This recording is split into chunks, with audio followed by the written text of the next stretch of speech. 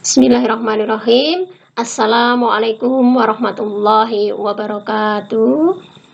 Sebelum kita lanjutkan pembelajaran pertemuan kali ini, anak-anak semuanya, kita awali pembelajaran dengan membaca surat Al-Fatihah, dilanjutkan doa belajar. Silahkan anak-anakku membaca surat Al-Fatihah.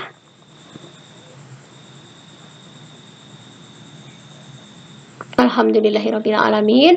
Semoga dengan membaca surat Al-Fatihah dan doa belajar bisa menghantarkan, dipermudah oleh Allah dalam belajar pertemuan kali ini. Ya, berikutnya pada pertemuan kali ini Bu Guru ingin menyampaikan bab 2 tentang ketentuan sholat berjamaah. Materi ini nanti sebagai materi PTS ya, yang akan datang ya, bulan September insya Allah. Kemudian keutamaan dan ketentuan sholat berjamaah. Ya, di situ akan dibahas keutamaan sholat berjamaah, kemudian pengertian sholat berjamaah, kemudian hukum sholat berjamaah. Ya, berikutnya kita pelajari pengertian sholat berjamaah. Apa pengertian sholat berjamaah, anak-anakku? Ya, sholat berjamaah adalah sholat yang dikerjakan oleh dua orang atau lebih secara bersama-sama dalam waktu dan tempat yang sama pula. Salah satu dari mereka menjadi imam, sedangkan yang lainnya menjadi makmum. Ya, apa arti sholat? Nah, sholat adalah sesuatu yang dimulai dari takbiratul ihram dan diakhiri dengan salam. Hukum sholat berjamaah adalah sunnah muakkad. Apa artinya sunnah muakkad? Sangat dianjurkan. Bahkan sebagian ulama mengatakan hukum sholat berjamaah adalah fardu kifayah, wajib dilakukan sebagian umat Islam. Ya, berikutnya keutamaan sholat berjamaah. Ya, Rasulullah SAW bersabda ya, akan dilipat gandakan 27 derajat sebagaimana hadis Rasulullah yang terdapat di buku paket kamu halaman 48. Silahkan kamu buka ya.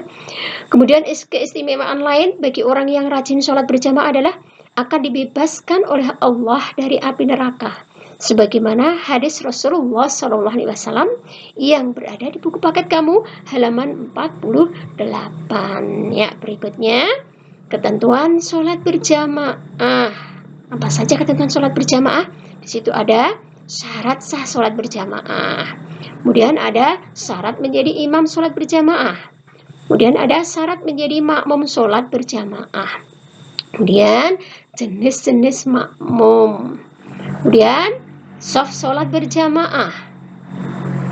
Halangan sholat berjamaah. Untuk selanjutnya kita bahas satu persatu syarat sah sholat berjamaah. Ya, syarat sahnya apa? Yang pertama, iya, ada imam, kemudian ada makmum, kemudian dikerjakan dalam satu tempat.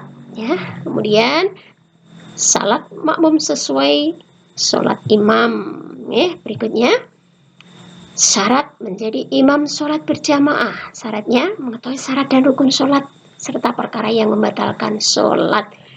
2. Fasih dalam membaca ayat-ayat Al-Quran. 3. Paling luas wawasan agamanya. Kemudian berakal sehat, balik, berdiri pada posisi paling depan.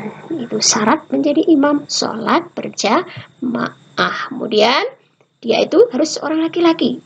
Apa nggak boleh perempuan? Boleh, asal makmumnya juga perempuan. Jadi ingat, laki-laki tidak boleh menjadi makmum perempuan. Ya, jadi imam perempuan harus perempuan. Tapi kalau laki-laki boleh perempuan, boleh laki-laki. Ya. Nah, berikutnya tidak sedang bermakmum kepada orang lain. Ya. Nah, sekarang syarat menjadi makmum sholat berjamaah. Yang pertama, niat mengikuti imam, kemudian mengetahui gerakan sholat imam, tidak boleh mendahului ya, berada dalam satu tempat dengan imam, posisi di belakang imam, hendaknya sholat makmum sesuai dengan sholat imam. Jika makmum sholat zuhur, imam sholat zuhur, maka makmum juga sholat zuhur, tidak boleh beda ya. Berikutnya jenis-jenis makmum itu ada dua, anak-anakku ya. Yang pertama, makmum masbuk adalah makmum yang tidak sempat membaca surat Al-Fatihah bersama imam. Kemudian makmum muwafiq adalah makmum yang dapat mengikuti seluruh rangkaian sholat bersama imam. Ya, jadi jenis makmum ada dua, masbuk dan muwafiq. Sekarang sholat berjamaah. Perhatikan, di depan imam, belakangnya makmum laki-laki dewasa, makmum laki-laki anak-anak, makmum perempuan dewasa, makmum perempuan anak-anak. Ya. Berikutnya yang menjadi halangan sholat berjamaah itu apa saja? Karena hujan deras sekali, maka tidak bisa ke masjid. Angin yang sangat kencang, menakutkan. Ya. Kemudian sakit yang mengakibatkan kesulitan menuju tempat untuk sholat berjamaah. Kemudian apabila sangat ingin buang air besar maupun kecil. Kemudian kamu habis makan, masih berbau, sukar dihilangkan, maka lebih baik dihilangkan, dibersihkan dulu, ya. Ditunda sholat jamaahnya. Nah, berikutnya pelaksanaan sholat berjamaah, ya, menghentikan pekerjaan sejenak, ya, sebelum, ya, tata cara sholat berjamaah, ya, diawali dengan adzan dan iqomah. Ya, coba sebelum saya lanjutkan tadi pelaksanaan sholat berjamaah ya anak-anakku. Pelaksanaannya yang pertama, menghentikan pekerjaan sejenak sebelum masuk waktu sholat. Kemudian memperhatikan kesucian badan, pakaian sebelum melaksanakan sholat berjamaah. Kondisi harus bersih. Bersegera menuju masjid, tidak boleh ditunda-tunda. Berbicara di luar, kita hindari dulu mendengarkan adzan dan iqomah. Kemudian mengajak keluarga, saudara, teman melaksanakan sholat berjamaah di masjid. Kemudian mengumandangkan adzan di masjid, melakukan sholat sunnah rawatib maupun sholat sunnah lainnya. Kemudian menunggu iqomah, berkumandang dengan memperbanyak zikir dan berdoa kepada Allah Subhanahu wa taala. Kemudian melaksanakan sholat berjamaah dimanapun berada. Ya, berikutnya tata cara sholat berjamaah. Ya, diawali dengan adzan dan iqomah.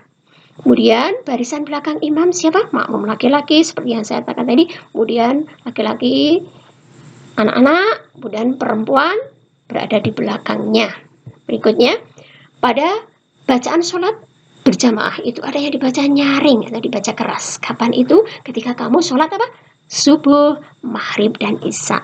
Tapi pada yang dibaca dengan siri atau dengan pelan itu sholat zuhur dan asar. Dan makmum harus mengikuti gerakan imam. Ingat, tidak boleh mendahului gerakan imam, ya.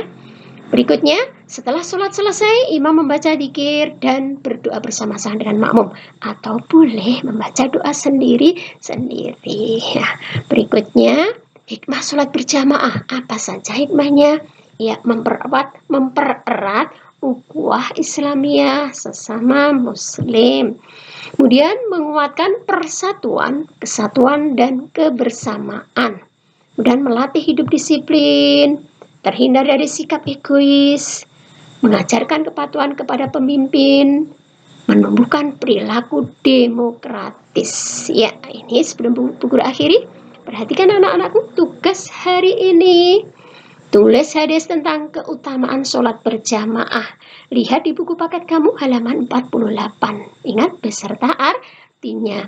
Kemudian tulis hadis yang lainnya tentang keistimewaan lain bagi orang yang rajin sholat berjamaah. Itu juga di buku paket halaman 48 beserta artinya di buku agama masing-masing. Ingat, jika waktu mengumpulkan ini tidak ada, kamu tulis, maka tidak ada nilai untuk kamu. Perhatikan anak-anakku, insya Allah tanggal 7 sampai 11 September nanti akan diadakan PTS atau penilaian tengah semester.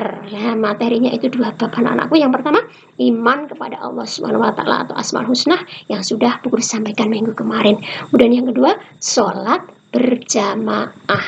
Ya, sebelum Bu Guru akhiri, pesan Bu Guru, jaga jarak, jaga kesehatan, jangan tinggalkan sholat 5 waktu di rumah saja.